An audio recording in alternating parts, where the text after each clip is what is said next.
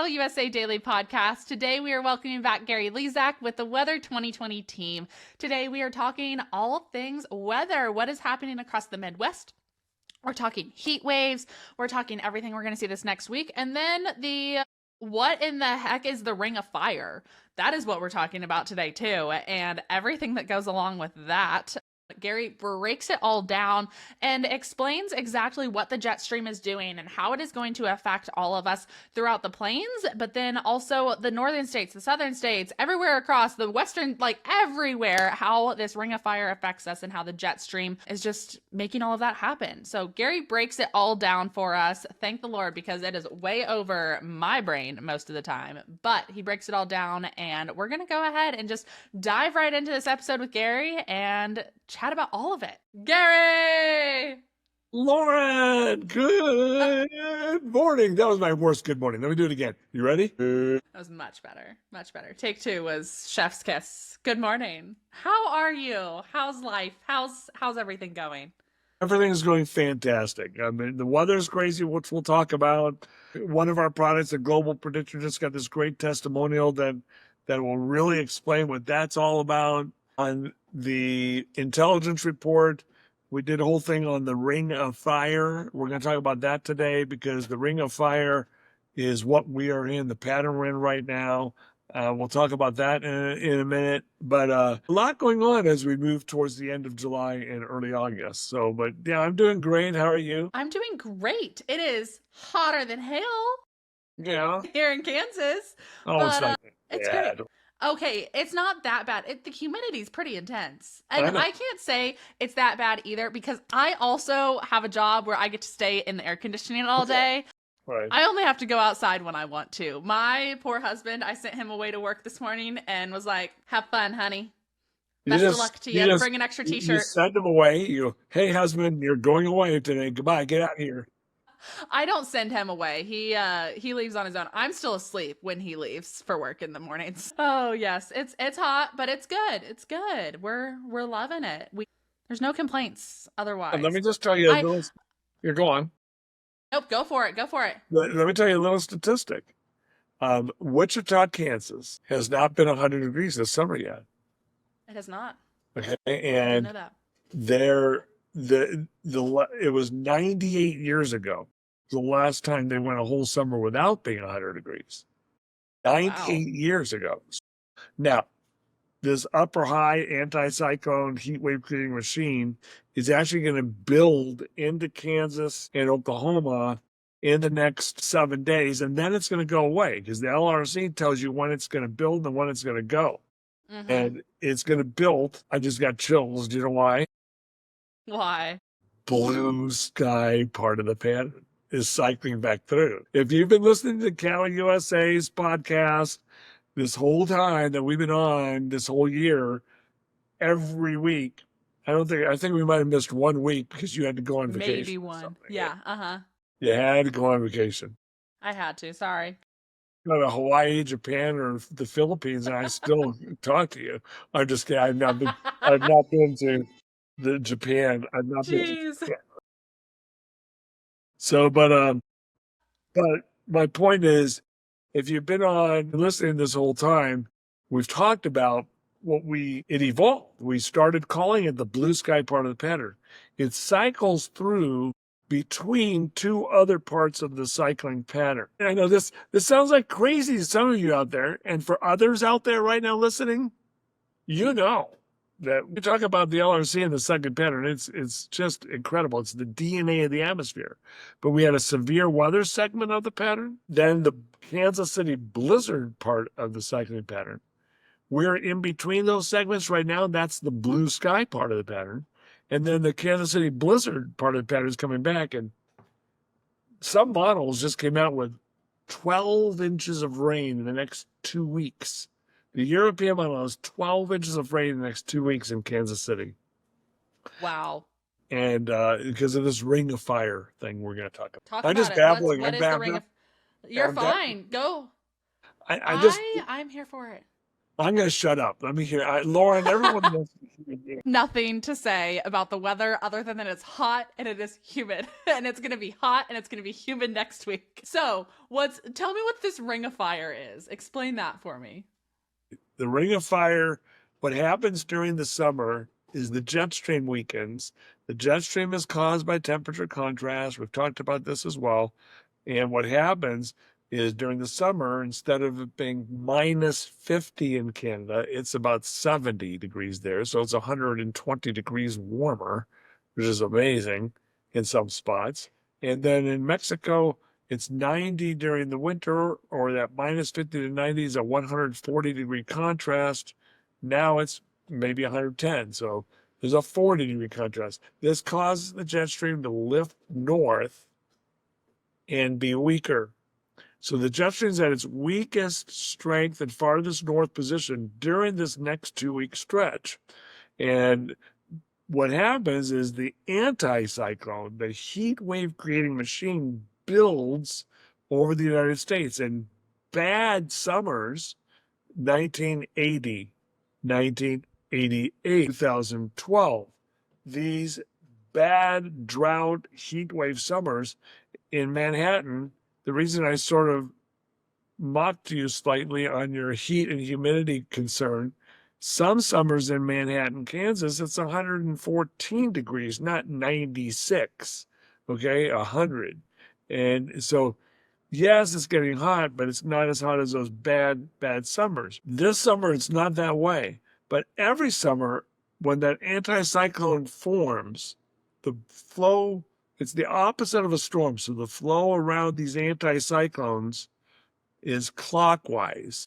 And disturbances in the monsoon, moisture is pulled out of Mexico into the deserts, Arizona and New Mexico, and they have the summer monsoon. Monsoon means seasonal wind, but it's caused by this anticyclone, and it directs the moisture out of the Gulf of Mexico into the mountains of Mexico. They form into thunderstorms, and then this higher humidity and rain spreads north into Arizona and New Mexico. Colorado goes up into the northern plains, then interacts with the LRC and the jet stream, and then it turns back over the top and heads back into the eastern part of the country. It's called the Ring of Fire because you have heat, tremendous heat, and that's going to build. It's probably going to get Wichita its first 100-degree day. If it falls short at 99, it'd be great because it could set that record. But it probably will, as that heat builds up. Around that is a ring of fire, disturbances of causing thunderstorms that can produce tremendous amounts of rain. For example, the Guadalupe River disaster in Texas is MCS, a mesoscale convective system, or one of those disturbances that formed there. That part of the pattern is also cycling back through. It'll be fascinating if there's another flooding event there. Let's hope not. But regardless, that's what the Ring of Fire is. This anticyclone, which is building in the next few days, and then when it breaks down, it allows even more disturbances to come in. So we're going to see multiple rain chances. The entire agriculture belt, the corn belt, the dairy farmers belt, you guys out there in the Western Plains especially, you're influenced by these complexes of thunderstorms as well. And this summer just happens to be in such a configuration that almost every location is getting hit by one or two of these disturbances. There's still a few spots around the Flint Hills, just south of Manhattan. The northern side of the Flint Hills is one spot that continues to get missed.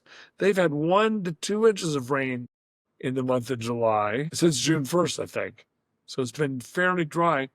But even that area is almost destined to get one of these big complexes of thunderstorms. Is it too late for some of the corn and soybean crops? There's probably a few crops that have failed, but there's a lot of them in the last week that just got saved by 5 to 7 straight days of some rain. And it's caused by the Ring of Fire. Nice. Fascinating. The weather, it is crazy. It is crazy. I never would have thought that something like that it's just so complex, and it brings so much to like how it affects everyone across the Midwest, and it's just like a circle. Like everyone's going to feel some effects of this. Let's talk heat wave. We're getting a heat wave that like we're kind of experiencing it right now and into next week that we're going to see across like the plains, especially here in the Midwest. I know that's a lot concern for a lot of ranchers, farmers, all the people. What are your thoughts on that? It's going to really build strong in the next few days. Early next week, it'll reach its peak strength, and then it should back off. Now, when it backs off, it means it shifts south. Texas could be a big problem. If anybody's got interest down there, it often is hard to break it down there for a while. So the heat's going to build, but it'll back off. The jet stream's going to come across.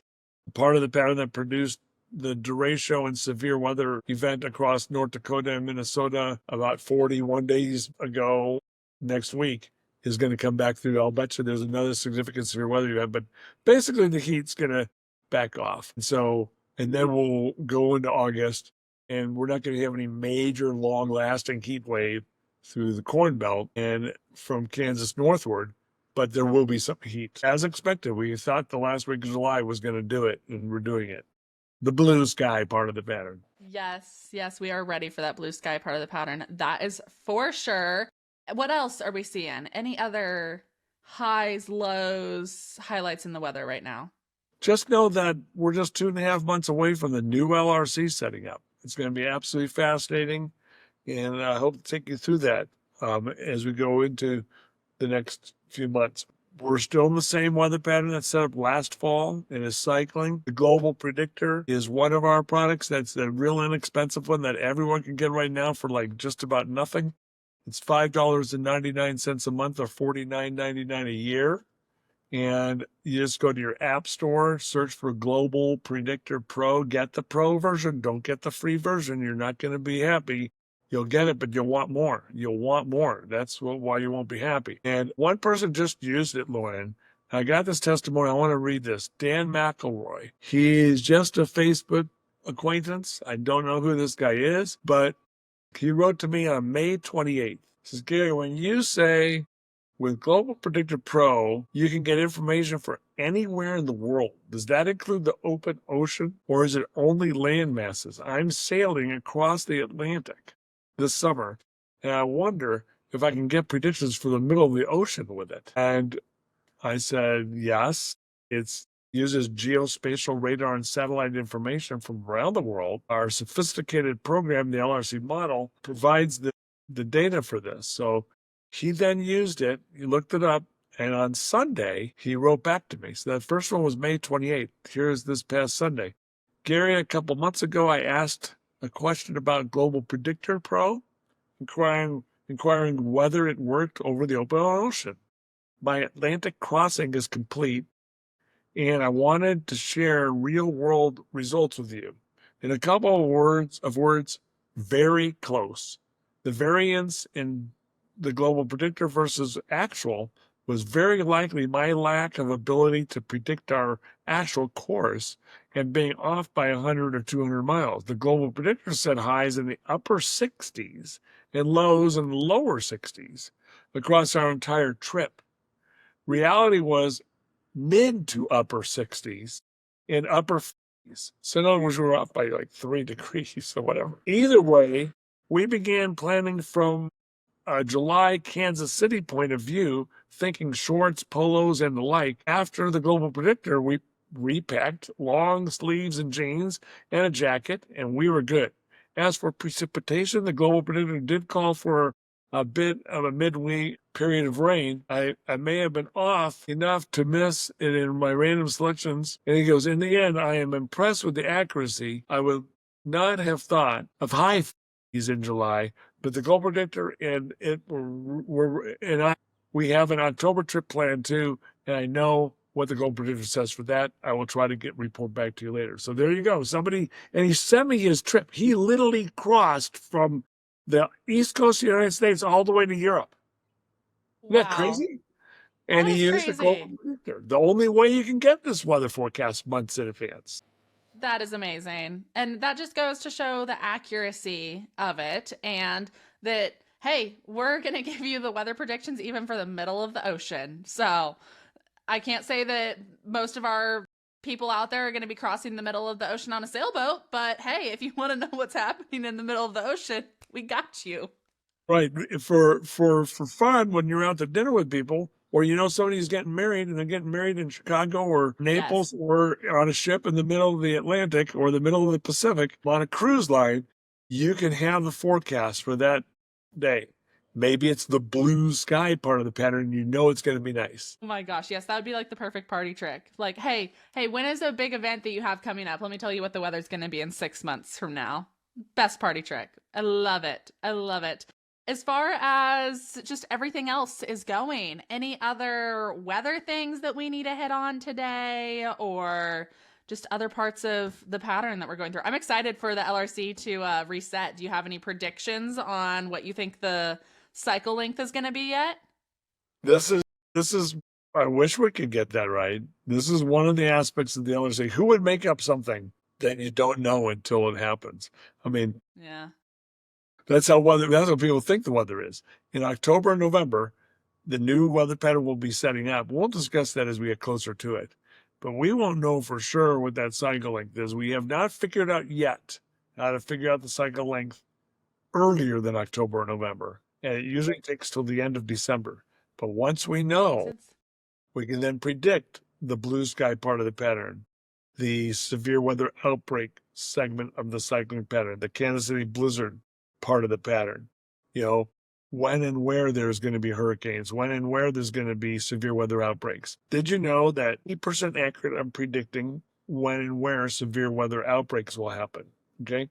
Over 90%. And at the end of the day, we do predict about 52, we just did an analysis, 52% of the days. So in the last 291 days since October 5th, if you did your math, it's been 291 days while recording this, 292 days. Just over 50% of those days, we have predicted there would be severe weather. And just under 50%, we said it would be calmer. 82% of all the tornadoes that have happened across the United States this year have happened in the days we predicted, and only 8% have happened in the days we did not predict. That is incredible. That is insanely incredible. That is wow. But I didn't answer your question, though. To answer your question, yes, we still have to watch for the derecho severe weather outbreak part of the pattern that's going to hit North Dakota and Minnesota possibly in the next week. Could be a little farther south than that as well. It's one of those ridge riders on the ring of fire. And then as we go into August and September, the jet stream will gradually get stronger. And we'll start looking, could there be an early frost before the end of September up north, perhaps? Will there be anything? Last year, we were able to predict the beginning of the new LRC would be colder, and it was. What will happen this year? I have to line that up, but that'll be a topic of another segment. Oh, I love it. Heck yeah. Well, we've covered it all today. We've hit all of the aspects of it, and I'm excited to use the Global Predictor because my husband and I are going to Banff and Glacier in the beginning of at the end of August and beginning of September. So we've got a real life scenario that we're using it ourselves of when, how, where. Where's Banff and Glacier? Where's that? So it's going to be the northern side of the southern side of the Canadian Rockies. So Banff is just east of Calgary, about an hour. Yeah, so Banff. Yeah. And then Glacier is just south of all of that. And it's about a 6-hour drive to get from Banff to where we're staying in Glacier. But we're going to do 13 days. I have friends that are there right now. Nice. And they're coming to Colorado to visit me in 3 days. Oh, that's so exciting. And that's a perfect. They were mad because the Global Predictor showed thunderstorms every day. But there's been a thunderstorm every day, but most of the day has been good. There you go. There you go. Would you look at that?